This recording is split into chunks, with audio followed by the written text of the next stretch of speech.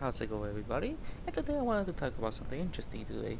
Um, the United States they had the survey that does every 4 years from the Director of Intelligence, which is the most powerful, expensive, and the global police of surveillance and intelligence carry. And mm, for the most part, like they do really good predictions what's gonna happen in the future. It's not set in stone; they themselves admit that, but give it like background knowledge, mathematical probability, and other factor involved where they give a good idea what may or may not happen in the future.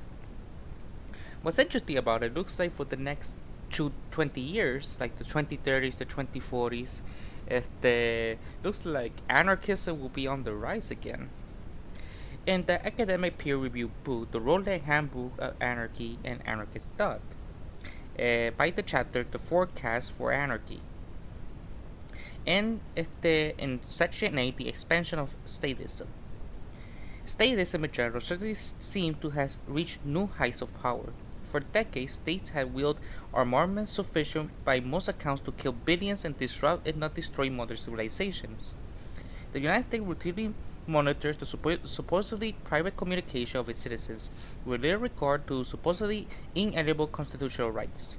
States abroad show even less regard for their subjects. The government of India has apparently disregard of its own Supreme Court compelled residents to undergo biometric identification in order to link each to a taxable identity.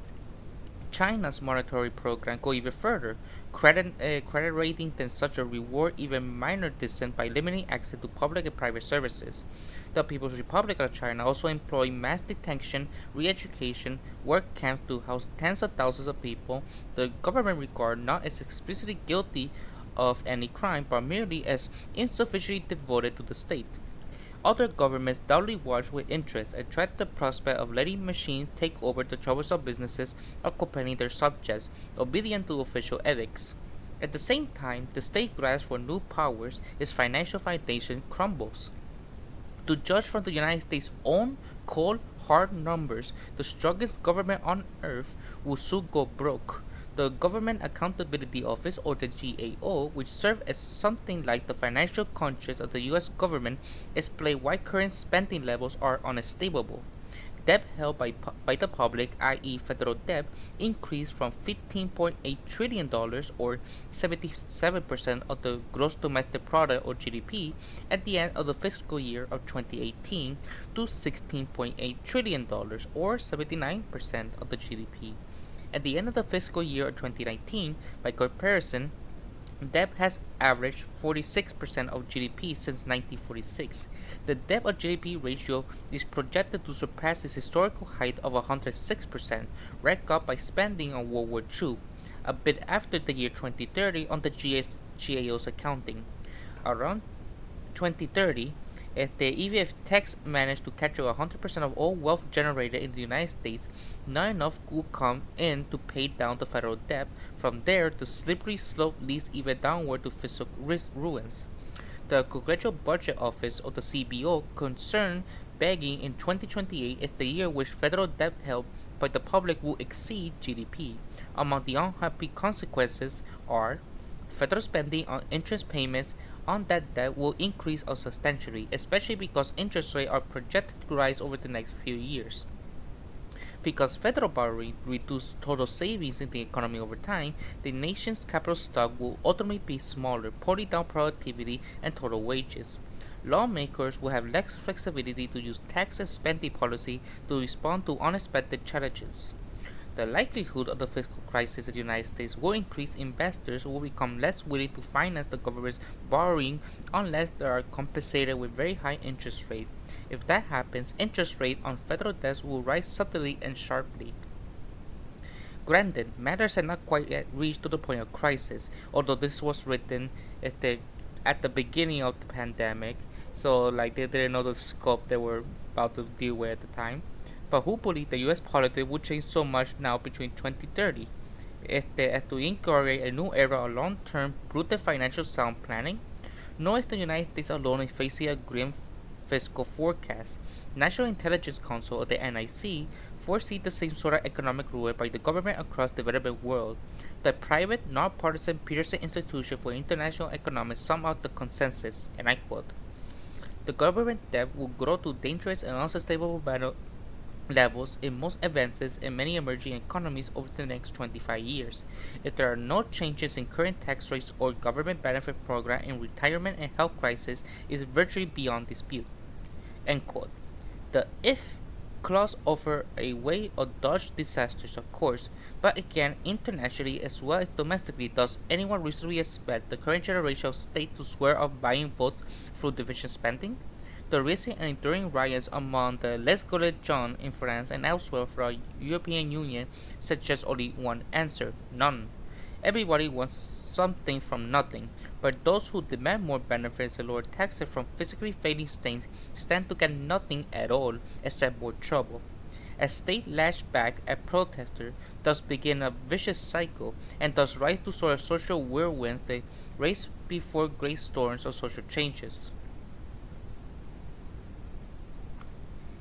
And to understand, because the United States restless spending of the problems of central planning in the military of the United States is function almost like the Soviet Union in many aspects. As the examples are the bureaucratic structure of the military is further relevant to the more specific issue of military technology. When profits and loss signals are unavailable to direct resource allocation, the political rules of government dictate the allocation of scarce resources instead. Critically, then, the military face little or no incentive to minimize costs or please dispute with ultimate customers, the public. Those who ultimately receive military contracts, for example, may not be those who are best able to provide them at a lower price, but instead those who are able to effectively engage in rent seeking. This problem is further compiled as a result of presence of a number of special interest groups, mainly military contractors, who often maintain significant influence over policymaking. In addition to the problems of policymakers who could not predict how, for example, UAV technology could come to be used domestically, many experts highlight this additional unforeseen consequence of UAV use abroad. The document linked how UAV technology has come to be employed in various domestic contexts in ways that had led to serious erosion of the civil liberties of U.S. citizens. In addition to the problems noted, the planned problems and perseverance that further complicate the provision of military technology. Scholars have noted such issues are present in a number of areas, including economic development. A plan, like for example, planner problems with military technology, perceived incentives related to military technology. And again, looking at the NSC, it offers a remarkably similar forecast and one of several possible scenarios. The one of four non-state world that is projected is possible for 2030. In the NIC forecast, the nation state does not disappear, but countries increasingly organize and orchestrate hybrid coalition of state and non-state actors, which shifts depending on the issue.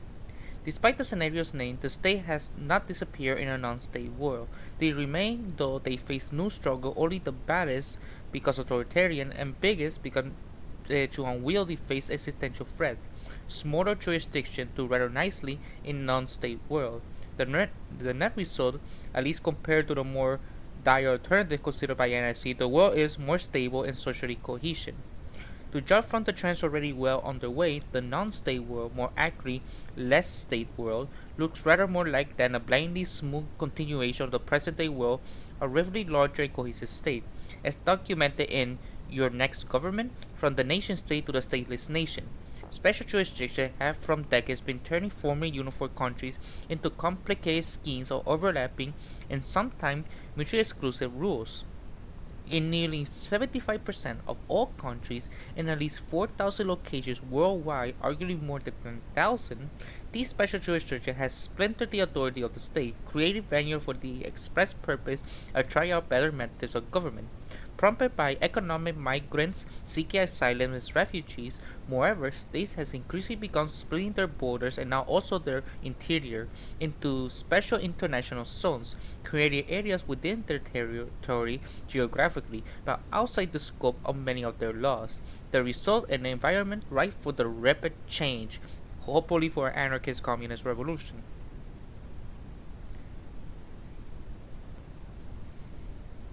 What will trigger most rapid and turbulent, if not violent, phase of the collapse of the state? The late Timothy C. May, Intel scientist and industry sage, long ago in the Internet years, foretold that technological development, advances in computer network, and especially encryption would inevitably doom the state. And I quote, "A specter is haunting the modern world, the specter of crypto anarchy. Computer technology is on the verge of providing the ability for individuals and groups to communicate and interact with each other in a totally anonymous manner. Interactions over networks will be untractable via extreme routing of encrypted packets and tamper-proof boxes which implement the cryptographic protocols with nearly perfect assurance against any tampering. These developments will alter completely the nature of government regulation, the ability to tax and control economic interaction, the ability to keep information secret, and will even alter the nature of trust and reputation." End quote. For May did not exactly rule these developments, he viewed his preference as being relevant to their inevitability. And I quote again, "The state will of course try to slow or halt the spread of this technology, citing national security concern, use of the technology by drug dealers, tax invaders, the fears of social disintegration, but this will not halt the spread of crypto anarchy." End quote. May May hedged his bet on when the events had protected would take place, and said little more about the mechanism that the cryptography would hide virtual lawbreakers from local law enforcement, so that a kind of regulatory arbitrary could be used to avoid legal roadblocks. More recent analysts offer up-to-date and fuller versions of the story, but the overall narrative remains the same. High tech will outcompete old statism in the market to serve citizen customers, intimating an exodus from centralized coercion government to distributed consensus-rich ones.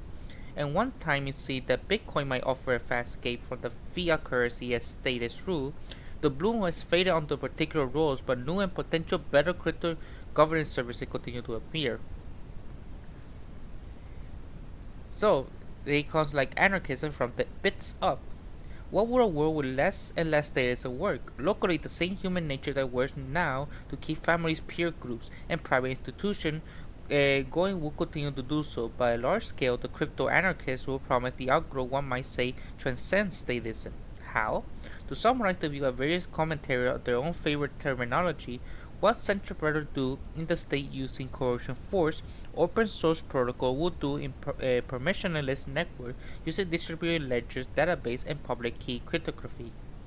This pack of a lot of technological assumption into a few obscure words, in particular fact, will most likely mean using digital telecommunication devices to buy government services such as vehicle registration, business formation, and crucially banking from an open network of providers instead of having those services provided in real space by a provider that monopolizes services within a defined geographic territory. Thus, a kind of crypto-anarchist utopia will not differ much from a present world in outward appearance. Functionally, though, it will run on entirely different codes, computer and legal. Cryptocurrency already challenged the state monopoly on money. Newer blockchain-based services offer private alternatives to other state functions, including dispute resolutions, registers of property interests, and even citizenship of a sort. Computer code has become entry terrain formerly reached only by legislated code. How far would the process go? Eda Jago predicted semi-independent alternative to the nation state itself, and he is hardly alone. Max Borders foresee an upgrade to our social operations system. It calls on to the emergent jurisdiction being pulled away from terra firma and standing armies, a cloud governments and thus also cloud community. Melanie Swan summed up the emerging virtual world view. Blockchain-based government system will offer a range of services traditionally provided by governments, all of which will be completely voluntary, which uses citizen option in and out of at will. This revolutionary eschews violence and does not even directly challenge existing institutions. Instead, aims to grow alongside state structures, interfacing only when it is necessary that on turn to serve the network. Vitalik Buterin, creator of Ethereum, that asshole, says he aims to completely parallel kind of world that's totally separate from the existing one. The goal is definitely to help improve the mainstream world, but we're on a different track. Toward that end, the Ethereum network offers protected government system in the cloud with the payment made in local cryptocurrency. The Ether and services, including identification, banking, and even healthcare, state hardly enter the picture ever much by design. The BitNation claims to offer a software package that would-be citizens can download and use to join decentralized out-and jurisdiction of a purely online nation, quote unquote, or to create an entirely new one from scratch. As a capitalization and quote mark suggested, BitNation gives these terms special and much diluted meanings. There is little reason to think that BitNation passport will get a citizen in any virtual nation through any traditional portal entry. BitNation also claimed to offer services such as party identification, reputation scoring, peer-to-peer operation, and notarization of legal documents. These services do not seem to have seen significant use, leaving BitNation's generous promise and bold prediction largely untested. Despite those caveats, the project offered vision of how distributed governments might actually work and has begun crawling toward making it a reality, inasmuch as reality properly applied to entirely virtual communities. Wherever the first real attribution of non-state government looks like, it probably will include parts not radically different from those painted in BitNation's pretended version. All the assume, of course, the distributed government on the cloud do not, like clouds themselves in the physical world, melt into thin air. This seems like a fate of many crypto challengers to the state.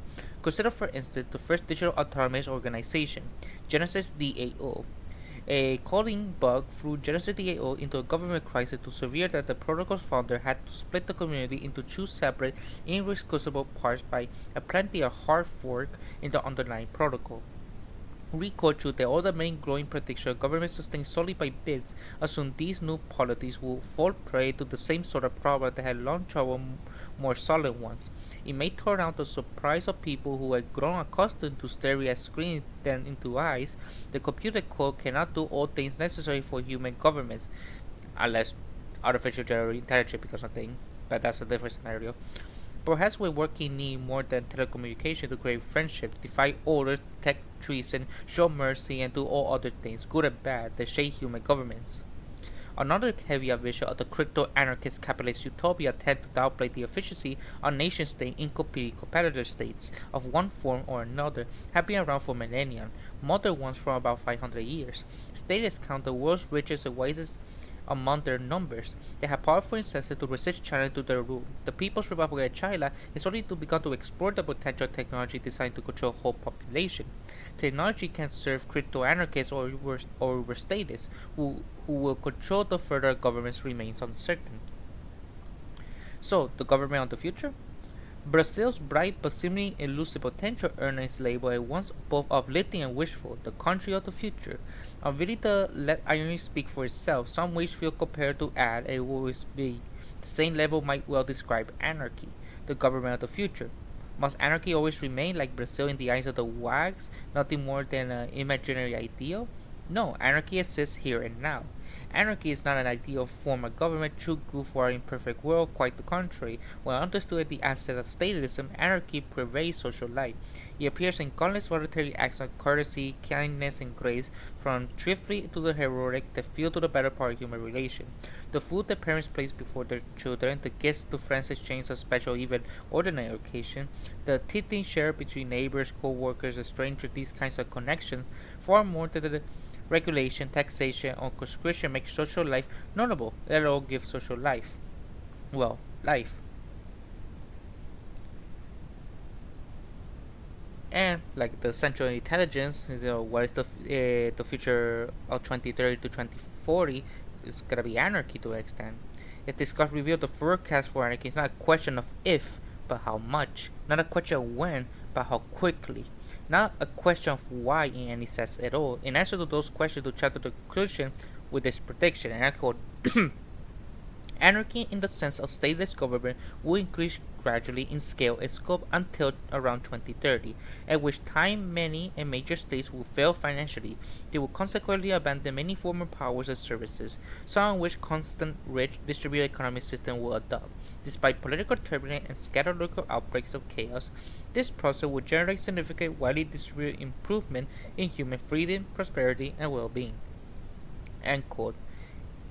Even beyond the usual caveat that will accompany any prediction, including the limits of human cognition and uncaring and precarious nature of the vagaries of fate to wild cards, bear a particular note. First, because simple math foretells the great status bubble must pop around 2030.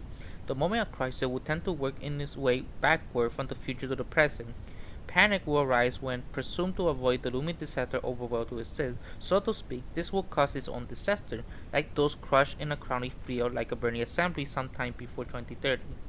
Second, given that many of the physical woes on nation state can be traced back to states' promises to support increasingly elderly population, the advent of age-reversing therapies might alter extend political bargainings in order to throw guesses about the future trends of the wind, saving humans, the greatest resource, from senescence, the universal scourge of humankind, would generate wealth financially and culturally beyond measure. In that happy event, statism would not have to crash its financial ruin. It might crash or wither just the same, of course, but to other reason, by all means of other, presumably less violent means. Usually the answer to the question, what is the future of anarchy? In less clinical term, most likely, and with any luck, more. In other words, we might reasonably hope the future will bring less institutionalized coercion and more mutual consent, less hate, and more love. And according straight to the Global Trends 2030 by the Direction of Intelligence the mission, potential black swans that will cause the greatest disruptive impact. According by the Director of Intelligence themselves, the U.S. government itself, federal agency, U.S. disengagement. A collapse or sudden retreat of U.S. power probably could result in an extended period of global anarchy. No leading power will be likely to replace the United States as the curator of the international order. That's a telling, you know. And game changer, the role of the United States, the context which the U.S. global power will operate will change dramatically. Most of Washington's historic Western partner had also suffered relative economic decline. The post-World War II era was characterized by the G7 countries leading economically and politically. The U.S. projected power was dependent and amplified by strong alliances during the next 15-20 years, but will become more multifaceted reflection diversity of issue and more contextually certain actors of power instrument will germinate in particular issues. The United States technological access included its leadership in pioneering social network and rapid communication. Given advantage by internet will also continue to boost power of non-state actors. In most cases, the U.S. power will need to be enhanced through relevant outside networks, friends, affiliations that can conceal on any particular issue. Leadership will be function of position, enmeshment, diplomatic skill, and constructive demeanor. The U.S. position in the world has also been determined by how successful it is helping to manage international crises, typically of the role of the great powers. And since 1949, the international community expectation of the United States should Asia replicate Europe's 19th century, early 20th century past. The United States will called upon to be a balancer, ensuring regional stability. Doubt that.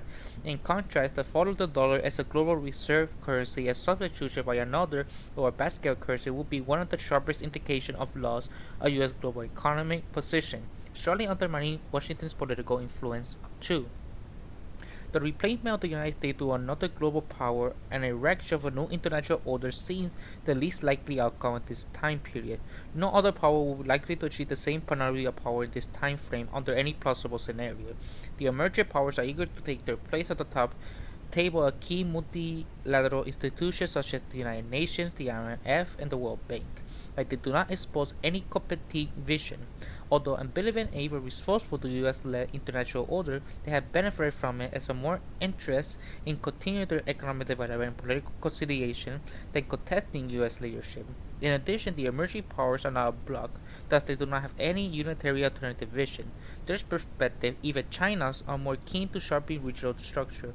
A collapse or sudden retreat of US power will most likely result in an extended period of anarchy. Given all the most possible alternative worlds given for the 2030s 2040s, one of them is the non-state world. In this world, the non-state actors or non-governmental organizations, NGO, multinational businesses, academic institutions, and wealthy individuals, as well as subnational units like megacities, for example, flourish and take the lead in confronting global challenges, increasing global public opinion consensus among elites and many of the growing middle classes on major global challenges. Poverty, the environment, anti-corruption, rule of law, and peace from the base of their support. The nation state does not disappear, but countries increasingly organize and orchestrate hybrid coalition of state and non-state actors. Authoritarian regime find it hardest to operate in this world, preoccupied with asserting political primacy at home, despite an increasingly fully democratized world. Even democratic countries which are wedded to the notion of sovereignty and independence, find it difficult to operate successfully in this complex and diverse world. Smaller, more agile countries, which at least are also most integrated, are apt to do better than larger countries that lack social political cohesion. Former government institutions do not adapt to a more diverse and widespread disruption of power are less likely to be successful. The multinational businesses, IT communication firms, international scientists, NGOs, and others that are used to cooperation across border and export network thrive in this hyper-globalized world where expertise, influence, and agility count for more than weight or precision.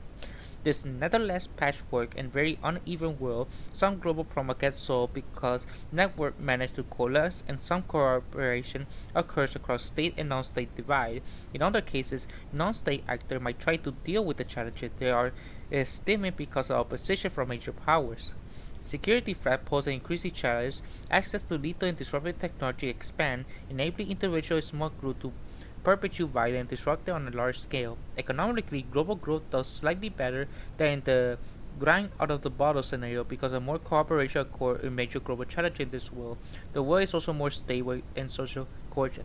There you have it, by the United States on a mission by the Central of Intelligence Director of Intelligence Agency, the leading people of information gathering, as stated in a more anarchist world, not purely anarchist, but a more anarchist direction world, the world is more stable and better by their own fucking admission. Yet they will do out of their way to try not to do that.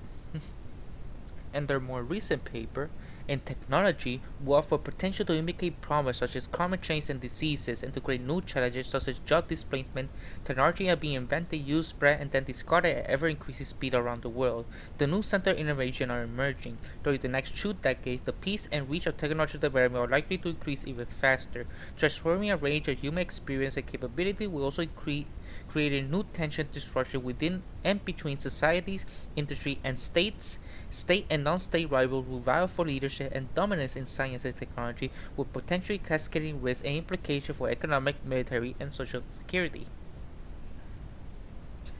And when it comes to emerging dynamics, non-state actors may exert more influence and lead on issues left unattended by major powers. These highly varied interactions are likely to produce more conflict-prone and volatile geopolitical environment, undermine global multilateralism, and broaden the mismatch between transnational challenges and individual arrangements to tackle.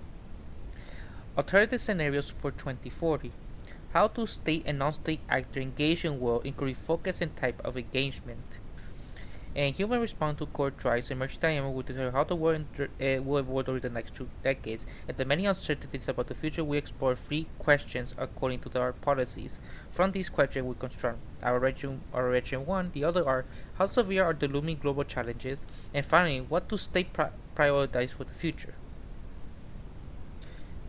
In a world adrift, the international system is directionless, chaotic, and volatile. It is an international rule and institutions are largely ignored by major powers like China, regional players, and non-state actors. The Organization of Economic Cooperation and Development countries are plagued with slow economic growth, widening societal division, and political paralysis. China is taking advantage of the West's trouble to expand its international influence, especially in Asia, but Beijing lacks the will and military might to take on global leadership, leaving many global challenges such as climate change and instability in developing countries largely unaddressed. Elevating the role of non-state actors. Non-state actors ranging from the Great Foundation to private companies have been crucial to vaccine research or profiting equipment to mass-produce medical supplies and personal protection equipment. Non-state networks will complete national and intergovernmental action in future health crises, including early warning, treatment, facility, and data sharing and vaccine development. And in the next 20 years, a pressure that will increase friction between state and non-state rivals will compete for dominance in science and technology. Also, compromising actions of emissions, which is interesting. Public-private partnerships are becoming to prefer operational framework, partly a recognition that non-state efforts are most effective when linked to state action. Again, by their own admission, non without the state, things will be more effective. Another example, calls for geoengineering. As warming gets closer to exceed the Paris Agreement goals, it's increasingly likely that state and non-state actors will aggressively research tests, possibly deploy geoengineering measures. Countries and non-state actors deploying alone will increase the risk of conflict and blowback, especially when other blames them for the disaster they believe was caused by bioengineering. By the other, they have a policy called disequilibrium, and specifically in the adapted governments, additional non-state providers are governments, complements and compete with the state, and local governments more consequential. Again, as technological change, governments will be harder pressed to keep up with the pace of technological change and implement policy that will harness the benefits and mitigate the risk of disruption. Technological invention will also empower individuals and non-state actors to challenge the role of the state in new ways. In the face of these challenges, existing systems and modes of governance are providing inadequate to meet expectations of population. The result is growing disequilibrium between public demands and government's ability to deliver economic opportunity and security. This public pessimism cuts across right-wing, left-wing, and centrist governments, democratic and authoritarian states, and populist and technocratic administrations. For instance, in Latin America and the Caribbean, public opinion surveying in 18 countries show a significant decline in satisfaction with how democracy is performing with their country on average of 59% responded in 2010 to 40% in 2018. A public growing skeptical existing government system, governments and society will likely struggle to agree on how to adapt, transform to address the key goals, including advancing economic opportunities, addressing inequality, reducing crime and corruption. As public needs an exceptional amount, there is likely to be a growing shift toward that the approach to government that involve a broader set of actors outside the state institution, delivering welfare and security. Like non-state actors, including private sector, companies, NGOs, civil society groups, religious organizations, and insurgent and criminal networks have long provided governments in all types of states. These are likely to expand to a wider range of actors' function because of the combination of factors, including the failure of state provide adequate governments, the increased resource reach of the private sector. The NGOs and individual because of technology, the growing complexity and number of public policy challenges that require multiple stakeholders to address. The shift is likely to produce some tension and growing pains within states, as exemplified by illiberal regimes cracking down on civil society, organizational democracies seeking to regulate social media operations of some non-state actors. Depending on the context and activity, non-state actors will complement, compete with, in some cases, replace the state. This provision of governments outside state institutions does not necessarily pose a threat to central government, nor does it diminish the overall quality of governments for the population. The role relationship between state and non-state actors will depend on their relative capacity, penetrating alignment with the population expectation, from Middle East to Africa and Latin America. Insurgent groups and criminal organizations are filling in the government's gaps, and times exploited with weak government to expand their influence. This role non-state actors in governments tend to be on providing services. For example, technology companies wield significant power in their control over information flow and networks within the shape of political discourse. In innovation governments, state and non-state actors will look for ways to adapt and mounting government challenges, experimenting with novel tools and techniques to provide security and welfare that could in turn be adopted from the world. Given roles of public and private sector in technology development and application, key innovations are likely to involve both state and non-state actors. For instance, the mobile payments and banking system in Africa has allowed government to implement cash transfer, pay employment more efficiently and reliable.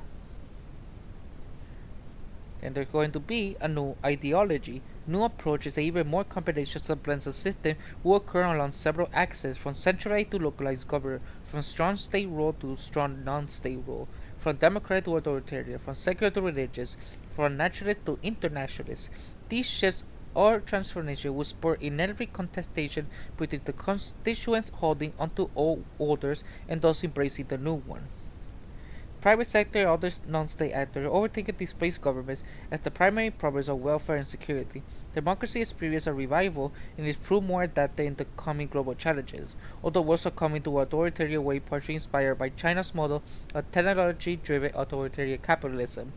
Hell, even the United States has admitted that it's capitalist, not socialist like mainstream media's Fox News shit. Moreover, compelling new government model of or ideology that had not yet been envisioned or identified could emerge or take hold. Non-state actors that are best able to harness integrate material capabilities with relationship, network centrality, resilient with the most meaningful and sustainable influential globally. Non-state actors to shape the views and decision making of population to gain informative advantage over competitors and to better prepare for future shock. Non-state actors powerful influential. Non-state actors such as NGOs, religious groups, and technological superstar firms will have a resource and global reach to build and promote alternative networks to complement, compete with, or possibly bypass states. In the past several decades, non-state actors and transnational movements have used growing international connections for collective action or to influence population around the world in some cases. These actors can shape or constrain state action through lobbying leaders and mobilizing citizens. The influence of non-state actors will vary the subject to government intervention. China, the EU, and others are already moving to regulate or break up superform stars. While Beijing is trying to control or suppress NGOs and religious organizations, many non-state actors are likely to try to push back on state efforts to consolidate sovereignty in new frontiers, including cyberspace and space. Key takeaways. An existential threat catalyzed a bottom-up social movement that transformed multilateral cooperation, disrupt economic incentives, and offer non-state actors great influence. Major power competition among individual states is challenged to address more pressing global challenges.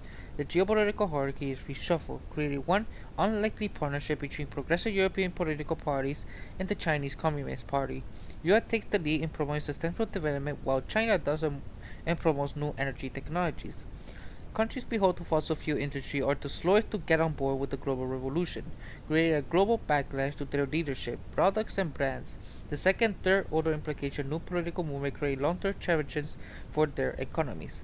With broad popular support, NGOs, multilateral organizations, and activist groups have an unprecedented ability to influence standards, marshal resources, hold violators accountable, and pro states to act, in some cases, global priority to create precedent over national interests.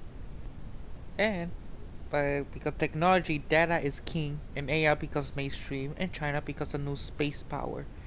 And because they agree the trajectory of artificial general intelligence emerge and capabilities are unclear, but somewhere between the 2020s and onwards will general artificial intelligence become possible. We already see sparks of general artificial intelligence by ChatGPT 4, and they agree somewhere in the 2060s if they match or exceed capability in human intelligence.